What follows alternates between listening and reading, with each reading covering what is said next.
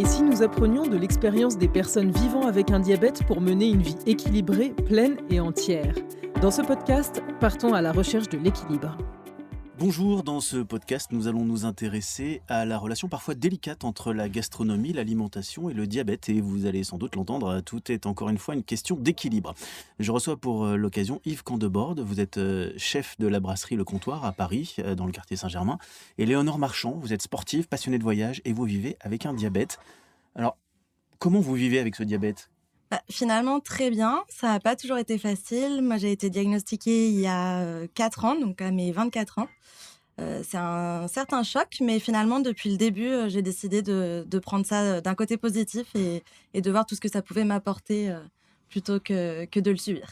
C'est-à-dire que le diabète, vous en avez fait une force, quelque chose de plus, quoi. C'est presque ça, oui. Finalement, c'est quelque chose que j'observe même maintenant en ayant rencontré d'autres diabétiques, c'est que les personnes qui décident de le prendre du bon côté ont finalement une détermination et une force supplémentaire par rapport à quelqu'un qui n'est pas diabétique. Vous avez décidé d'en faire d'autant une force que vous avez engagé votre vie dans la lutte pour vivre avec un diabète de manière tout à fait normale. Oui, exactement. Quand j'ai été diagnostiquée, moi, je me souviens avoir pris ça de façon assez positive, mais je me suis aussi rendu compte que ça bloquait la vie de beaucoup de monde et j'avais envie d'aider ces personnes à se rendre compte qu'ils pouvaient faire déjà tout ce que les autres pouvaient faire et même plus finalement, et même jusqu'à apporter parfois des conseils et des directions de vie à d'autres personnes qui ne sont pas diabétiques. Alors Yves Candeborde, vous êtes chef d'un restaurant qui est juste à côté de nous, là on est à quelques mètres de vos cuisines. Vous êtes engagé, vous, pour plein de choses, en tout cas pour le retour aux choses simples. Oui, je pense que je suis engagé par rapport à l'éducation familiale que j'ai eue, qui était tout simplement le bon sens paysan. Voilà, c'est des choses qui sont très très simples. Et je trouve qu'aujourd'hui, on est parti un peu dans des directions, au moins point de vue nutrition, assez aberrantes et dangereuses pour la santé, pas que pour les diabétiques. Et c'est pour ça qu'on essaie de se battre voilà, pour refaire naturellement, je dirais, notre quotidien autour de l'assiette et en cuisine. Ce parcours de vie, vous disiez, c'est une tradition familiale que de revenir aux sources. Notre façon de vivre voilà, à la maison, à la ferme, était vraiment naturelle. Et quand j'ai pris, moi, la route des cuisines, je l'ai pris un peu de la même façon. Ouais. Et je me rappelle toujours de moments assez marrants maintenant, mais qui à l'époque m'avaient quand même amené à me poser beaucoup de questions. Quand j'étais arrivé à l'hôtel Ritz en 1980, que j'avais entendu parler de bons produits. Et j'avais posé bêtement, parce que là j'étais un gamin qui arrivait avec un peu la paille dans les sabots, et j'avais posé la question au chef Guy Leguet, mais je lui dis, il y a autre chose que des bons produits. Voilà, une carotte venait bien sûr de la terre, une fraise venait de la terre, voilà, un veau de lait était fini au lait maternel, une volaille était finie avec le pain rassis dans le lait. Voilà, ça me paraissait tellement logique, je ne connaissais pas autre chose. Alors, ça m'a guidé, certes, mais ça faisait partie de moi, ça faisait partie de mon éducation, et que j'ai essayé de conserver et surtout de transmettre. Léonore parlait du fait d'utiliser son diabète comme une force. Cette résilience, je vous ai entendu il n'y a pas très longtemps dire à propos de ce qu'on vit en ce moment, finalement, les difficultés font naître d'autres choses meilleures, différentes.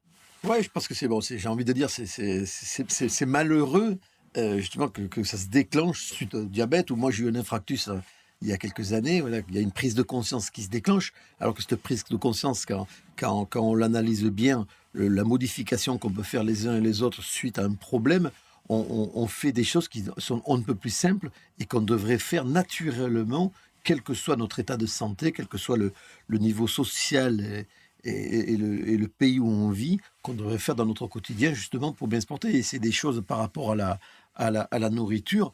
Je pense que c'est la première chose qu'on se met dans la bouche, que ce soit un liquide ou un solide. Je pense que plus il est propre, plus il est naturel, plus il vous donnera de force et moins il vous fera de mal, quoi. C'est là-dessus qu'on essaie au quotidien de mener un combat, mais vraiment à notre toute petite échelle. Voilà, d'essayer d'expliquer aux gens qu'il y a moyen de vivre sainement, simplement, et surtout en gardant la passion, en gardant l'émotion du goût et le plaisir.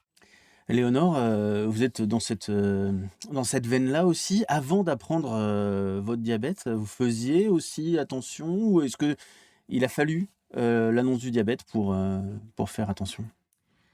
Je faisais déjà attention et je suis dans une famille où on faisait attention à ce qu'on mange et où on mange des produits naturels. On allait chez le producteur pour chercher des fruits et des légumes, tout ce type de choses. On avait même en ville des paniers, les paniers qui sont assez répandus aujourd'hui, mais qui l'étaient pas du tout à l'époque. Mais c'est vrai que c'est un peu ce que vous dites, quand il y a une crise, on l'a vu même avec le Covid, il y a toujours ce retour à la simplicité et aux bases.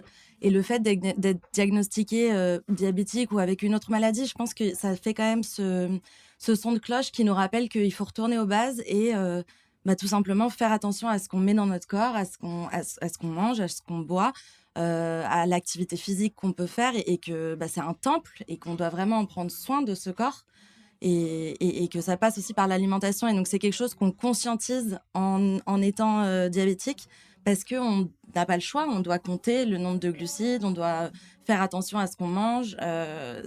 On est limité en rien, mais on sait qu'on doit faire attention et donc on va beaucoup plus réfléchir à tout ce qu'on pouvait faire avant, peut-être naturellement ou non.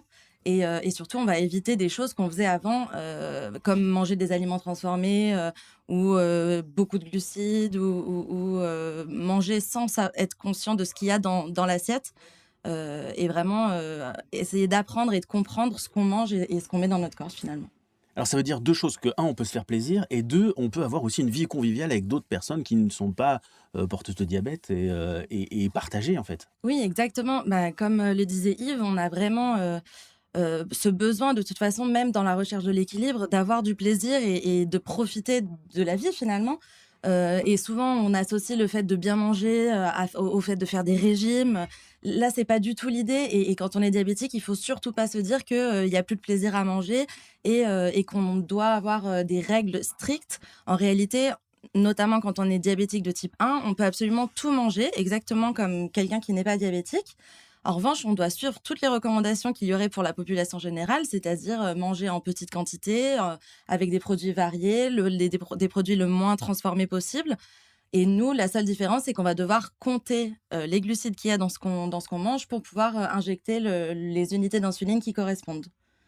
Mais en effet, il faut surtout pas oublier d'avoir ce plaisir. Et c'est d'ailleurs quelque chose qui est très difficile à faire quand on est diabétique, parce que psychologiquement, il y a quand même cet impact du fait qu'à chaque repas, on va devoir compter et chaque repas finalement nous rappelle quand même qu'on est diabétique et il faut savoir quand même se faire plaisir et que ce soit pas une douleur ou un moment compliqué dans notre vie que de manger finalement. Mais moi je pense qu'il faut surtout enlever le mot régime. Le mot régime, il veut rien dire. Là, c'est manger, voilà, cuisiner différemment, mais en y mettant la même passion, en y mettant de la saveur. Parce que le mot cuisiner, c'est pas obligatoirement cuisiner du turbo ou des plats élaborés. De prendre une courgette, la couper en morceaux, de la mettre dans une poêle avec une cuillère à café d'huile d'olive, de la caraméliser, de rajouter des morceaux de blanc de volaille coupés, et juste mettre dessus, allez, une pointe de curry, quelques graines de tournesol, voilà, et le manger, on a un plat d'émotion. Et en plus, c'est simple, ça va pratiquement aussi vite que de prendre un plat préparé, congelé, qu'on va mettre dans un micro-ondes, qui n'a pas de vie, qui n'a pas de plaisir. Donc le faire soi-même, c'est cuisiner différemment, avec la même émotion, et surtout en y mettant de l'âme et du goût. Et c'est pas élitiste, c'est ce que vous venez de nous montrer en fait. Ah Tout non, le monde c'est peut pas le faire. élitiste du tout, mais bien l'émotion du goût, elle n'est pas due au prix d'achat de la matière première. Je vais vous faire manger un turbo au caviar, vous allez me dire c'est exceptionnel, vous avez raison. Mais je vais vous faire manger une carotte travaillée à la canne de borde, voilà, et vous allez me dire c'est exceptionnel dessous, l'émotion.